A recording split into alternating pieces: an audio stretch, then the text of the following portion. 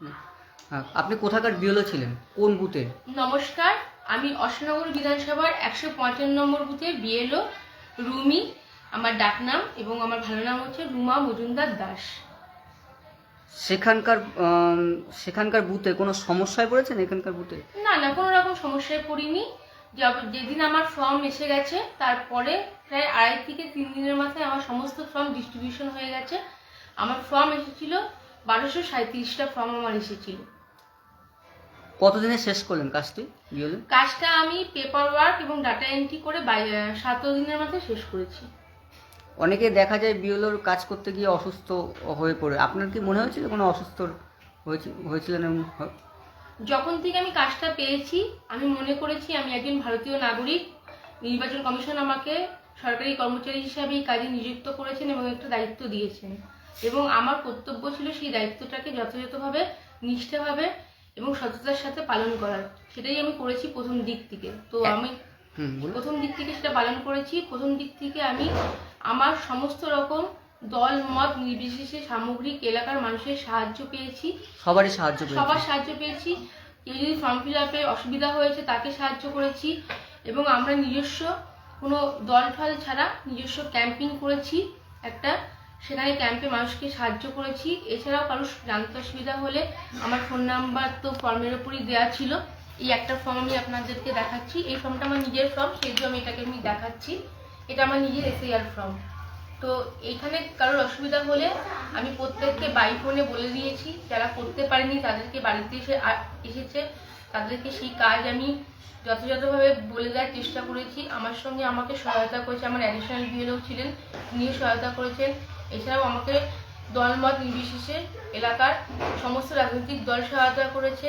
মানুষ, সব থেকে বড় কথা, মানুষ সহযোগিতা করেছে, যার ফলে আমার কাজ করতে গেলে কোনো অসুবিধা হয়নি এবং আমার সুস্থ, এবং আমি সারাদিন পেপার ওয়ার্ক করতাম, এবং টানা প্রায় 13 থেকে 14 দিন আমি রাত্রির, যেহেতু দিনের বেলা সাইবারটা ডাউন থাকে, রাত্রির 1টা থেকে 6টা অবধি আমি ডাটা এন্ট্রি কাজ করতাম। তার ফলে আমার কাজটা দিনের দিন উঠে যেত।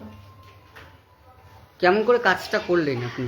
কাজটা যেরকম বললাম, সকালবেলা পেপার ওয়ার্ক করতাম। পেপার ওয়ার্কগুলো যারা আসতো সেগুলো কালেক্ট করতাম, যারা আসতো তাদেরকে জানাতাম বা গিয়ে কালেক্ট করতাম।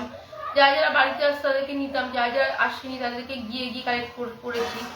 এরকম করার পরে সমস্ত পেপার ওয়ার্কগুলো কারো যাতে ভুল না হয়, সমস্ত কিছু ভালোভাবে, তাদের আধার নাম্বার, যাদের 2002 সালের নাম আছে তাদের সেই লিস্ট দেখে নাম্বার মিলিয়ে সেগুলো, যদি কারোর ভুল হয়ে থাকে সেগুলোকে হোয়াইটনার দিয়ে কারেকশন করে সঠিক তথ্যটা দিয়েছি। এসব দেওয়ার পরে রাত্রিবেলা যখন আমি ডাটা এন্ট্রি করতে বসতাম তখন সেগুলো আমি চেষ্টা করতাম সম্পূর্ণ ভালোভাবে ডাটা এন্ট্রি করার, এবং যদি কারোর কোনো ফল্ট থেকে যেত সেটাকে আলাদা করে রাখতাম। সকালবেলা তাকে আবার ফোন করতাম, করে তার থেকে সঠিক তথ্য, কারো একটা দুটো নাম্বার হতেই পারে তাড়াতাড়ির জন্য মিস্টেক, তো তারা সেগুলো কারেকশন করে দিত।